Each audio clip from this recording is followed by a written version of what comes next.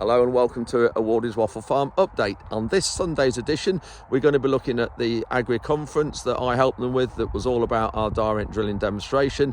And some of you have been, hope you've enjoyed it. Thank you for those coming up to say hello, introduce yourself. It's always great to meet followers of the channel and hear your views. And I did do 3 updates, I think it was, live updates on YouTube from the conference, but I forgot about that until after about presentation number 2 or 3. So there was my presentation at the start, which you won't see anyway because no one recorded it, I don't think.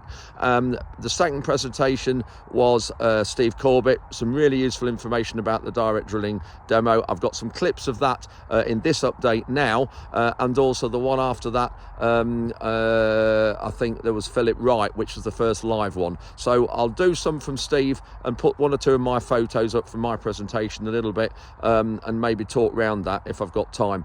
We'll do that in this update. Also in this update, just a bit of a look at the diking that Barry's doing, and also we've loaded some beans out this week as well. They've gone for seed, so we'll look at that. So without any more from me, let's get into this week's update. Hope you enjoy it. Please come back with questions as always, and I'll do my best to answer them. And here we go. Just before we get into this week's update, there's just a couple more things I wanted to mention. One was there's just been announced by DEFRA some new SFI standards, so Sustainable Farming Incentive. It's been well known that they haven't been enough of an incentive for many farmers to go into it, and so the government has got a lot more standards with a lot more options we can go in over the next course of the next few years. And this is all linked into the phrase public money for public goods. I haven't read the document yet. There's a lot to it, so I'm going to have a proper study of it this week and then go into it next week in more detail for you. And the other thing is, this week was a really sad week for me. Some of you will know of a cousin of mine and one of my best friends, a chap called Joe Ward, who farmed just on the edge of Lincoln. Joe sadly died of a heart attack just before Christmas, age 62, and I grew up with him from the age of 4, and we went right through school together, misbehaving together right through college, and we did everything together as family. So big loss to me and a lot of friends around Lincoln, and it was his funeral this week. And this is just some of the pictures of Joe from when we're younger days, when we went on holiday together years ago when we were 18, 19, and went on foreign holidays, lads holidays, and then some other photos here you can just see now. It was his farm, if you remember, that got flooded on the edge of Lincoln a few years ago, 3 years ago, and it was his son Henry, who I'm his godfather, that was in the news a lot with it. And these are just some shots and some videos of that colossal amount of water, as you can see. Good send off. A lot of people at the service came to see him. He was just a real character, and a big loss to Lincolnshire, and a big loss to the Ward family, and a big loss to all of his friends. So good on you, Joe. Never be forgotten. Rest in peace, mate. Just arrived at Newark Showground. A few people already started to arrive for the conference. It's about 10 to 9 actually, I think it is at the minute. People arriving at 9 or now, and it starts at 9:30. See the showground starting to fill up. Got the drills lined up here as well. Got Clayton there.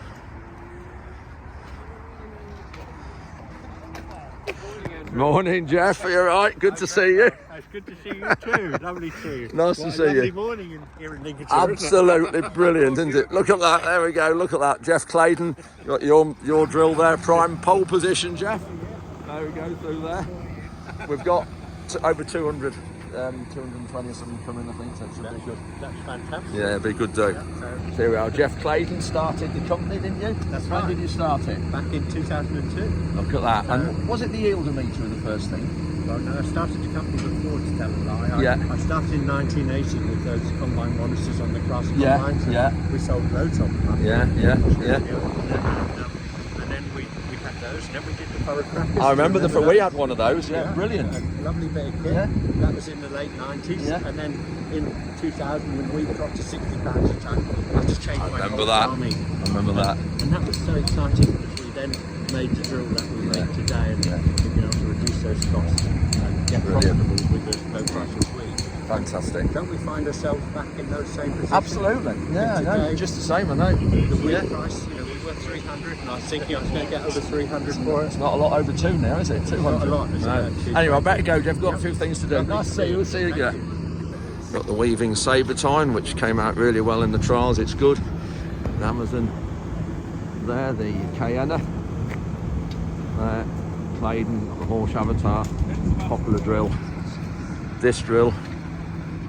See, they're running at a slight angle. And got the Dale Eco. This was good on the trials.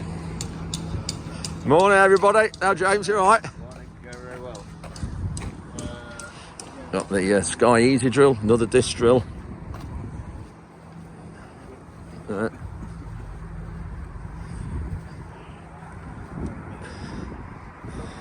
our free flow.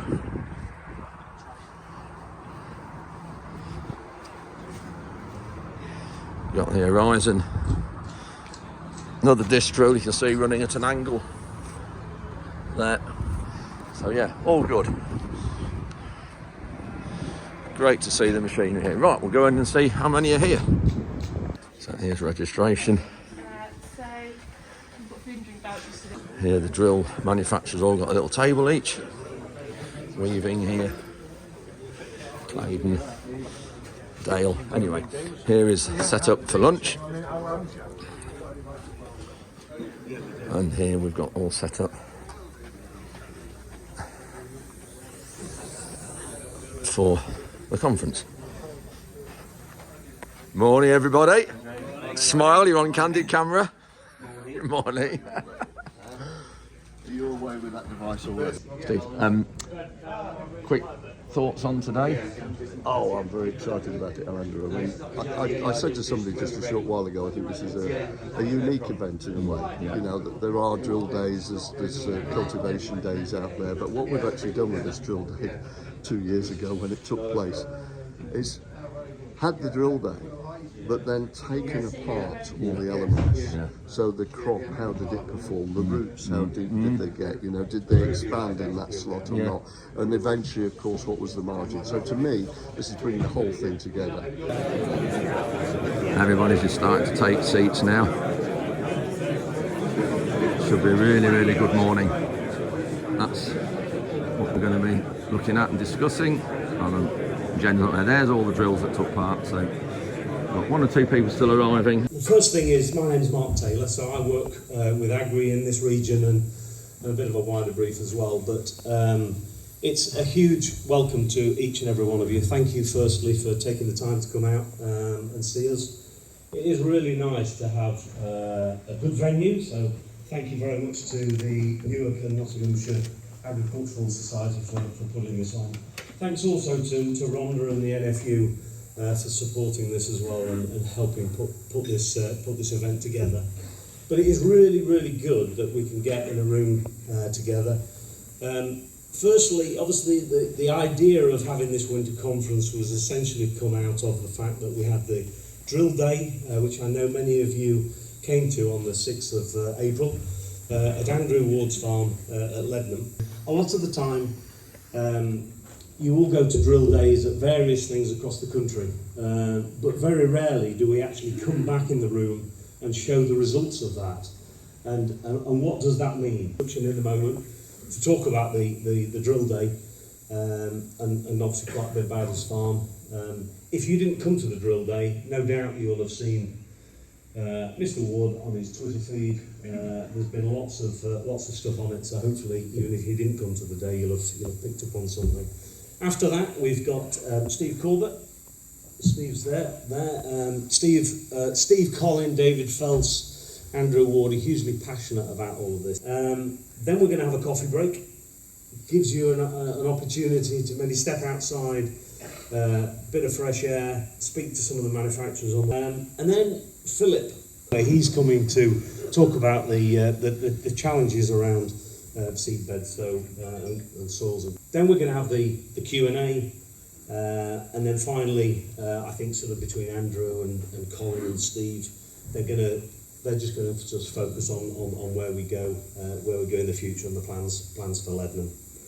The soil or the field itself, to do this sort of work, this isn't randomised and replicated small blocks, these are large strips. So actually having a soil type that's fairly even across the field, we went to this sort of length looking at the textures, the sand, silt, clay contents, and where the relevant zones were. And we tried then to fit the drills into an area that would be similar, and it was pretty even across the piece. The actual soil analysis, the physical analysis of the soil here, you can see we've got a silt content of 53%, the sand, clay of 25%, and the sand of 21%. And as Andrew said, it's that silt-clay combination that makes this type of soil difficult, or can be difficult, because the clay is very blocky in its shape. The silt will move and go between the clay blocks and cause blocking in terms of that soil structure.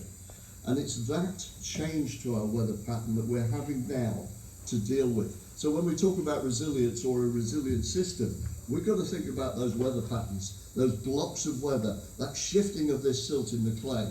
And whether we put a cover crop in there, and this is where I think they start to work, where we've got some roots in there to stop that silt filling those clay. But this is a good mark in the sand as to where we were on that day with this soil, not only in the physical properties, but here we've got the chemical biological analysis as well. Myself and the team involved was really to start and, okay, we've drilled this crop, how many plants have we got? We know we put 400 seeds in, or we hope that's what the manufacturers did. We've got 400 seeds per square metre. How many plants have we got established? And so you can see over here, this is my feeble attempt at plant counts, 12th of May. And you can also see then the various drills down the side. And there were some differences started to show. We have split it between morning and afternoon, because the afternoon gave us this rain, which then really made the conditions deteriorate. So we felt it was right to split it apart. You can see actually it was, because we get some differences over here. This was exactly the point here as well. You can see our percent establishments, we do just get over 60 with some of these counts, but actually we are nowhere near the 70-80%. And for spring barley, a short season crop, that's a little bit of a concern. I've got some drills that actually have barely got to an inch, and it was quite staggering, those differences. Now, would that matter at the end of the day? Well, I don't know, but there was something else I wanted to consider. It really was here. You can see in terms of the actual structure, the makeup of the root, what I was trying to describe was I was seeing some roots literally sitting in a plane, a horizontal plane. They were sat in the slot that we'd made. They hadn't expanded. They hadn't gone searching for nutrients. And so to me, that was an important point. So you can see here, where I've got E, those roots had expanded out. Where I've got, for instance, NE, I've got no expansion. It was sat in a slot. And I thought that was interesting. Of course, when you walk across these type of strips, that one looks better, doesn't it? Why? Because it's greener. Well, does that mean something at the end of the day? We'll see. But certainly we scored then greenness. And some areas look slightly greener. Orange blocks mean that they're below the guidelines. So we've got some magnesium, manganese here in some of the zones that are just below guideline. But that really is picking at very, very small straws. Actually, what's important, I think, is something happened over this side. We've got a comment here, macro is generally okay. So our PKs and certainly the nitrogen that we're picking up here, in those three zones, were higher than the rest, you would say. Yeah. The conditions weren't right for that drill, full stop, because that really is a drill unit that wants to work. It goes into green material. It's very capable. Depending on your texture is going to affect how you manage that. Where you have a sandy soil, it's going to be so different to a clay soil. So understanding that and what potential there is for change is really important. You can also go further than that by actually doing in-field analysis. So looking at what is the soil structure? Have I got any evidence of compaction in that soil? Stuff that Steve and Philip are very familiar with their digs in the field already. But looking at if there is any evidence of things that you can remediate and actually reduce any waterlogging, any nitrous oxide losses. And then finally is that point that I mentioned earlier about replacing what you remove. So any carbon that you're taking out of the system, make sure that you're putting some back into the system as well. So in the form of crop residues, it could simply be incorporating crop residues instead of removing every couple of years. Organic manures, which is the quickest win in this situation, or cover cropping. Either of these things will be making sure that biology has what it needs to cycle those nutrients and improve aeration in the soil. And my final thing to finish on is this quote that you can't manage what you don't measure. So it is so important for people to understand, what do you have on the farm? What can you improve? And you can't start making these changes before measuring any of these. Relevant to carbon, relevant to soils, nitrogen use efficiency, and so many things on the farm. Thank you. Thanks, Colin. I've really enjoyed this. Rhonda, microphone. Oh, you can hear me. I'm loud. No, we can. Yeah, I can a lot. Sorry. Yeah, I hope you've really enjoyed this morning. It's been really great working with Agri and the team. I just wanted to do a quick plug. Many of you will know that DEFRA's released some information today about the SFI. And a few members will be receiving a briefing within the next day, I would have thought, which will tell them about the implications of the business. But I also wanted to share with you, we have our second online webinar on green futures next Tuesday. It's between 1 and 3 p.m. and our guest speaker is the Deputy DEFRA Secretary, and I'd now like to introduce Archie and Emily from Bishop Burton College. They've done an audit on Bishop Burton College Farm and also Rise Home College Farms, and they are doing a final year in their BSc Agricultural Resource Management degree. And the work that they're doing, and we've been working with them, Agri's been working with them to an extent as well. This is the sort of thing that the degree programs at our local colleges are getting more embedded in their programs. And these guys are going to tell you about the calculators that they've used, which ones they prefer, what they found easiest, and the amount of work it's going to be. So really hope it's going to help you start your journey. Thank you, Emily and Archie. Hi, so we're from Bishop Burton College Farm and Rise Home, and we're going to be talking to you about implementing a sustainability strategy using two methods that we've used. So Bishop Burton College Farm is an Agri North farm. We're a mixed farm, 355 hectares. We've got stabiliser cattle and a flock of sheep. So the target for the NFU is to become carbon neutral by 2040, but our principal, Bill Meredith, has an early target of 10 years to be carbon neutral actually by 2030. So we're just starting the journey, but we're hoping to be there 10 years previous to the NFU. Farm Carbon Toolkit. The AgriCalc is what is the key driver in Scotland, and the Farm Carbon Toolkit is one of the respected toolkits available. Right, so improving animal efficiency. Stabilisers are doing this by breeding cattle to be shorter and with faster growth rates. This means that the cattle finish faster and are on the farm for less time, therefore creating less methane and carbon emissions. The chalk soils are prone to drought and there is a risk of wind erosion. By keeping the soil structure healthy and keeping a larger area of organic matter on top, it prevents the erosion and shelters the soil.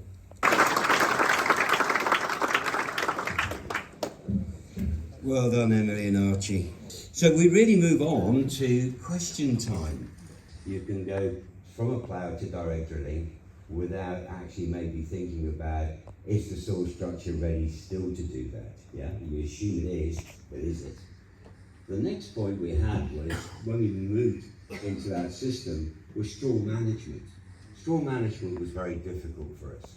And although it was straw raked and etc., at the end of the day, we ended up with a suboptimal establishment of wheat. And as soon as you end up with a suboptimal establishment of wheat, and there are gaps, what tends to fill it? Dear old blackgrass. So that's the morning's conference over with. Now we're all having a hot lunch. Got everybody sat down here. There's a food here. We're going to grab some food in a minute. We'll just have a look and see. There is some left, I think. There's Rhonda. She's got her plate. And yes.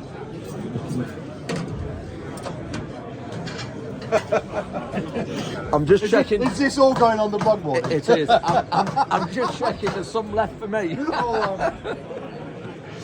And you can see here everybody's sat down here eating. So I'm going to go around the tables and have a few questions and ask them if there's anything they'd like to know, because sometimes there's a number of people here, there's 220 odd here, and sometimes people are a bit shy in asking questions. So I'm going to go around the room, go around the tables and just see if anybody's got any questions that they'd like to ask. So that's it. Most people have gone. There's just a few of the Agri staff here and one or two of the drill manufacturers, but that's the end of this day. It started in probably September 2021 with planning and getting a date together, which we chose April the 6th 2022 as the direct drilling day. So the planning started in autumn 2021, obviously built up towards the event. We had rain on the day of the event. It was rain before, so the conditions weren't ideal. Challenging, but they were challenging for every single drill. So I think that was good. Every machine had the same challenges to cope with. And then, of course, we put all the day together, went to harvest, did lots of assessments, setting a date for the conference, of which we're now here. And so, what are we now? January the 26th, this conference 2023. It's been a phenomenal success. Hope you've all enjoyed it. So we'll just go around one or two guys here, and Rhonda. And here we go, Rhonda. Enjoyed it? Yes, it's been brilliant. Apart from when I asked you to go to up on stage to the microphone. Yes, apart from that, it's been brilliant. Here we go. Right, we've got good Colin. How do? Yeah, and Fred. Good morning. Good morning. Enjoyed it. Yeah, it's absolutely cracking, but I'm a bit biased. Right, this is a real. Right, yeah, right. Clayton. Right, Jeff. Any good or not?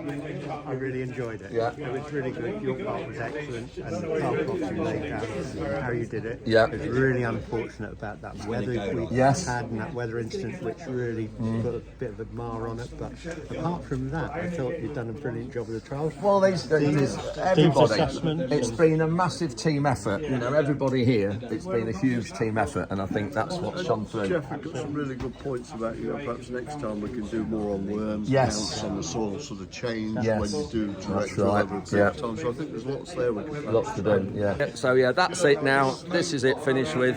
Look at the live videos going back if you want to see anything. That's the end of the conference. Got a lorry in the yard, arrived for some beans. Nala's carrying it's more than a stick, it's half a tree. Yeah, we've got a lorry in the yard, arrived for some beans, but these are seed beans. We've grown for Agri this last year, and so for seed, what that means is that other farmers will be planting these, and they were grown last year from a bit higher quality stock to make the seed this year. So we planted them last year, and yes, they're going to Agri to be processed. Going to be cleaned, taking the rubbish out, the pods and the small beans, and then Agri will sell them on. They've already been sold, and of course spring's not far around the corner, March, when they're normally planted. And she's still carrying that stick, more than a stick. They'll be planted March time onwards, or maybe a bit earlier if the weather's kinder. This is all we've got left. So we're going to load some into our trailer when this lorry's full. We've got some in the bin as well, the bin up there. We're going to put some in our trailer for our own use as well. So we're not growing them for seed this year. We're only going to grow them commercially, because the problem we've got, I'll just turn the camera on. So we're not growing them for seed this year, we're just going to grow them commercially, such as the farmers who are going to use this seed will do. And the problem we've had in the last couple of years doing it, since we went back into spring beans, is because they're grown for seed, if you get a lot of rubbish in them, there's very limited herbicides to use to control the weeds in beans, and you can't spray them with glyphosate before harvest, which is Roundup, to control the weeds and kill the weeds to make harvest better, because they're not clear. You can't do it with seed. It affects the germination of them, which means that not so many of them grow. So we can't do that. Whereas whereas for us we can, because they're going to grow across to Egypt. So most of the beans in the UK that are grown, some go into animal feed, but a lot go across. They're exported to Egypt for the Ramadan festive period. So that's what we're going to do. So we're going to try them again. So we might go back to winter beans if these don't yield, because the last 2 years we've been having beans, they haven't yielded very well at all. and obviously it's been we've had a couple of dry years, and particularly this last one. So we're going to try them, and if this doesn't work, we don't get any yield this year, then we're going to switch to winter beans, because we'll get a very good wheat after beans.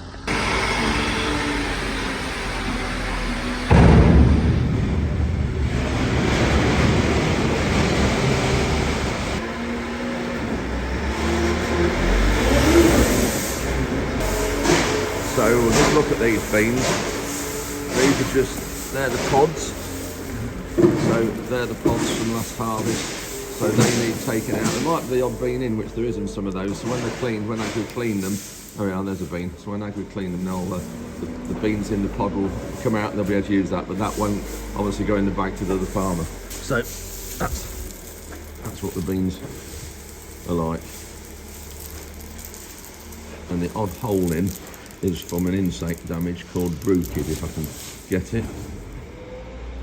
It's a beetle that burrows in into the bean, and that does affect the germination, but we haven't got much of that, so looking quite good. So that's all we've got left of these, and then as I say, there is a few in a bin there that we need to just shovel out. Got a line of geese, apparently it's called a skeiner geese, in V formation. Yeah, got the stragglers.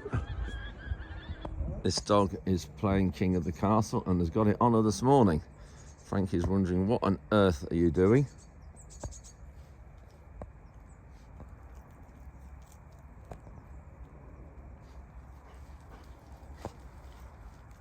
This is some wood chip we put on the gardens and things, so she's obviously got it on her. Barry's got this dike that goes round to the yard. You saw another video done a nice job of that. And you can actually just see that culvert there. You can just see the pipe, you can see all the way through it, which is great. This is a dike that Barry's done out, but it's quite a narrow dike, you can see. It's not very wide at all. And got a pipe there that comes out of the field up there. But we just need to come with a spade with these, because some of these have got a bit of debris in them. I'm just a bit concerned on some of these culverts. Now this culvert is quite wide, because you can see there it goes in there. We need to get that cleaned out. It's not really moving, this water, and then it goes underneath this beet pad, or this area where we store a bit of stone and general soil and stuff, and it goes underneath here, and it comes out at this corner, just to the side of this mole plough, which we incidentally need to use this more going forward, or get a bigger one to go behind the RX. Yeah, there, you can see that is running, but now just look at that. That just shows, look at that, how much debris is in there. We need to get that cleaned out. And I have somebody, there's a pipe there as well, look, coming out the bank. One or two people have said, I know I've heard people say that way to clean that out is put a rope through, or a chain, and put a 4-stone weight, big weight on it, and keep dragging it backwards and forwards with the tractor. Pull a rope through there and just keep moving it, tractor on the other end as well, and drag it through, because that is yeah, there's 6 inches of sediment in there. We need to get that cleaned out. Barry's just found a pipe there, look, you can just see that's running nicely. Nice clean water. And then we've got another one. Come out, Nala. Another one there running. And then another one in that corner there.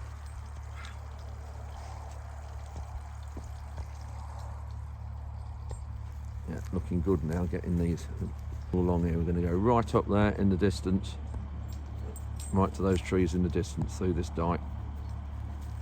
So that's it for another week. Hope you've enjoyed this update. You'll just be able to see Barry in the trees in the background, around the where are we? Around the corner just there. And is that it? Yeah, you'll just be able to see him through there. I just wanted to touch on what we're going to be looking at next week, because we're doing the dikes out at the minute. I'm going to be going in detail at looking through drainage plans and how we read the plans and where the pipes are in a dike, and just show you how important these plans are. This particular plan was made in 1968. This is the field there that Barry's in at the minute, and so that's when that field was last drained. And so we're going to look in detail next week at all the drains and yeah, how we read the plans, and it's important to keep these drains running. So that will be in next week's update. So thanks very much for watching this update. Hope you've enjoyed it. Please click like, subscribe and the bell icon to alert you when I post my videos. But I think next week it will be on Sunday, the usual time, instead of a midweek one like we had this week. So yeah, thanks for watching, and we'll see you next time.